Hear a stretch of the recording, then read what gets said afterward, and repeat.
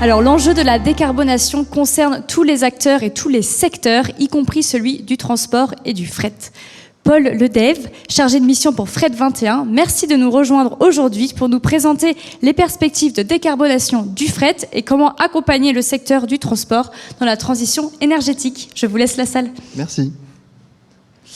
Alors, bonjour à tous. Effectivement, je vais venir vous parler aujourd'hui d'un sujet qui va être directement concerné par toutes les innovations que vous avez mentionnées précédemment, que ce soit les collectivités, les entreprises, l'État, etc. Je veux dire, c'est un secteur qui va être vraiment directement impacté.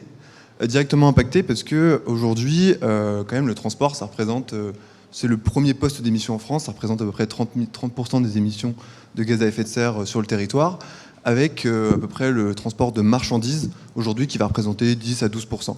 Aujourd'hui, ce transport de marchandises, vous voyez les chiffres là, 89% ce sont donc du transport routier, 9% de ferroviaire et 2% de fluvial. Alors les chiffres sont têtus, c'est vrai qu'aujourd'hui on parle beaucoup d'énergie, enfin de transport décarboné, d'énergie alternative, mais les chiffres sont quand même têtus. 600 000 poids lourds aujourd'hui en France, 99% roulent encore au diesel. Donc les enjeux sont majeurs sur ce sujet.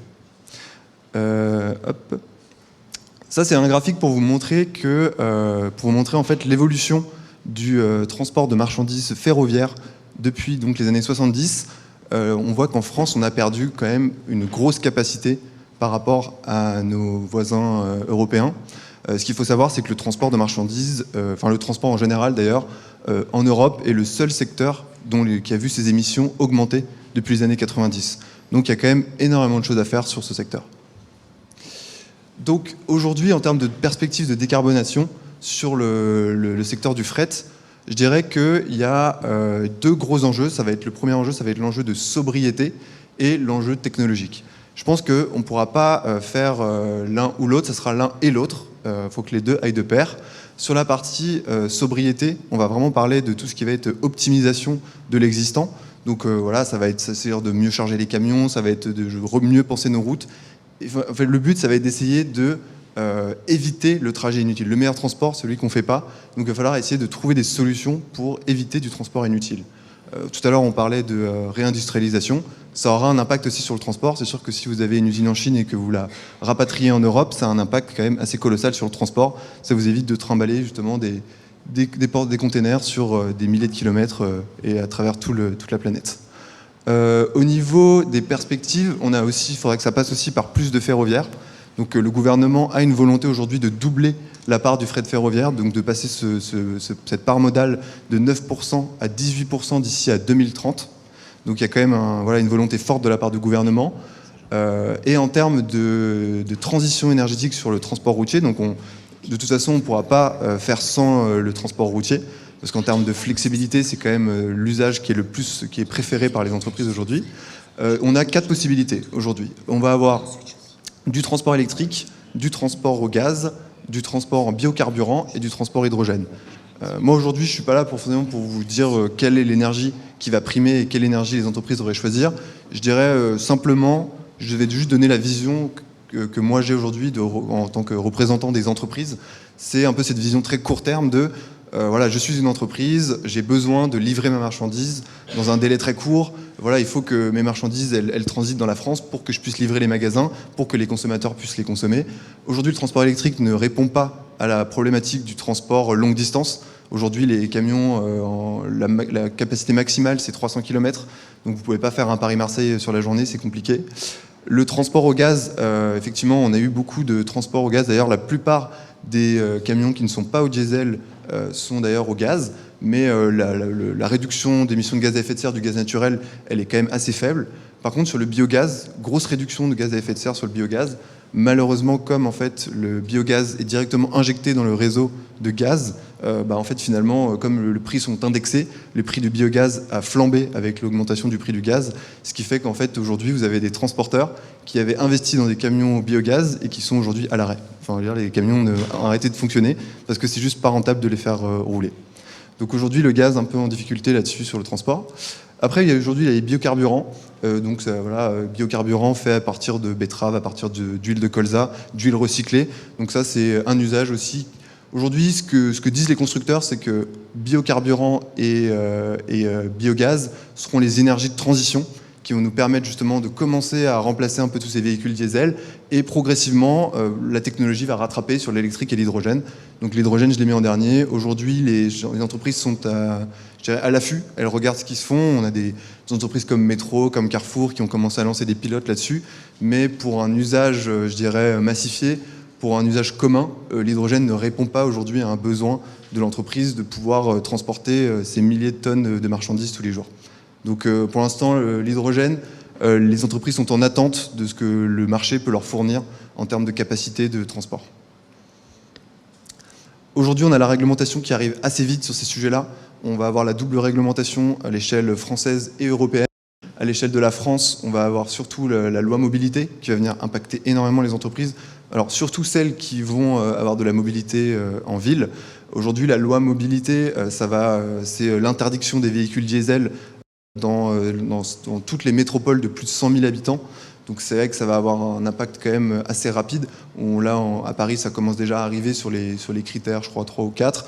Et normalement, c'est dans des villes comme Lyon, je crois que c'est interdiction des véhicules diesel en 2026. À Paris, ça va être 2030, interdiction des véhicules diesel. Ça va être une problématique quand même qui va poser qui a posé des problèmes aux entreprises. Je veux dire, vous êtes Franprix, vous êtes Monoprix, vous avez besoin de rentrer en ville pour livrer. Et donc, ça va vous poser des problèmes, je dirais, opérationnels. Et donc, finalement, ça contraint les entreprises dans cette transition. Malgré tout, en tout cas, moi, je peux vous donner un peu le ressenti des entreprises aujourd'hui là-dessus, c'est qu'ils ont l'impression qu'on leur force, on les oblige à justement changer leur mode de transport, sans pour autant que les constructeurs arrivent à suivre. Et des entreprises, tous les constructeurs aujourd'hui, ça met 2-3 ans à fournir le camion, et on voit que les entreprises cherchent à amorcer cette transition, mais n'arrivent pas à se doter des camions dont ils auraient besoin pour répondre aux exigences réglementaires. À l'échelle européenne, on en a parlé tout à l'heure, mais je ne vais pas forcément plus inciter ça, Fit for 55, donc à l'échelle européenne, de décarboner, neutralité carbone d'ici 2050, aussi par le transport. Donc là, moi aujourd'hui, je représente Fret 21. Donc Fret 21 qui est porté par l'AUTF, qui est la Fédération professionnelle des chargeurs.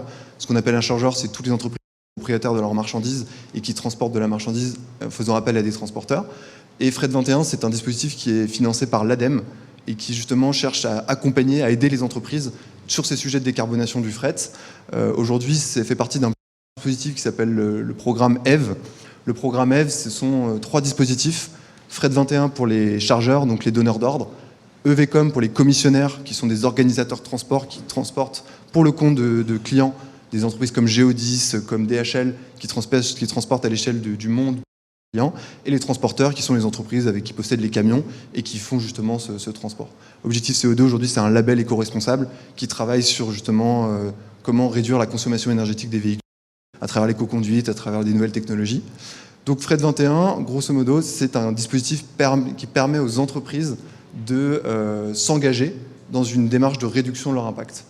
En fait, on accompagne les entreprises dans un plan, donc c'est un peu comme, pour ceux qui connaissent le Science Based Target Initiative, c'est un peu sur le même modèle. Les entreprises, elles s'engagent sur 3 ans à réduire de minimum 5% leurs émissions sur le fret.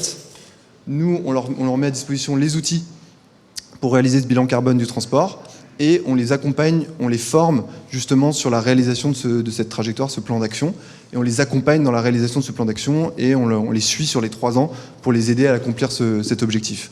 On travaille sur 4 axes, donc j'en ai un peu parlé tout à l'heure. Les 4 axes aujourd'hui, les 4 leviers pour réduire l'impact carbone du transport, c'est travailler sur les taux de chargement des véhicules. Donc voilà, plus vous en mettez dans les camions, plus vous permettez finalement ça fera toujours moins de camions sur les routes. Et ça, il y a un point qui est très important aujourd'hui sur les taux de chargement, c'est qu'il y a une nécessité de changer aussi un peu de paradigme sur je dirais la rapidité à laquelle on veut les choses. Aujourd'hui, les gens veulent consommer et quand ils commandent quelque chose sur Internet, ils veulent que ça arrive vite.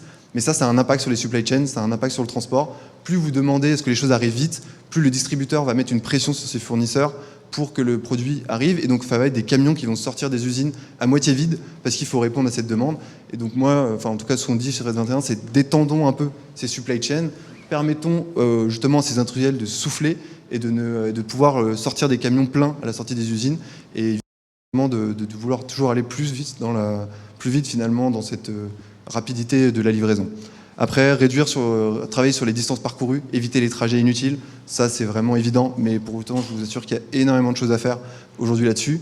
Les moyens de transport, on en a parlé tout à l'heure, tout ce qui est report modal et tout ce qui va être justement énergie alternative diesel et achat responsable, s'assurer de travailler avec les meilleurs fournisseurs et ceux notamment qui ont des labels éco-responsables. Voilà, c'est tout pour moi et merci à tous.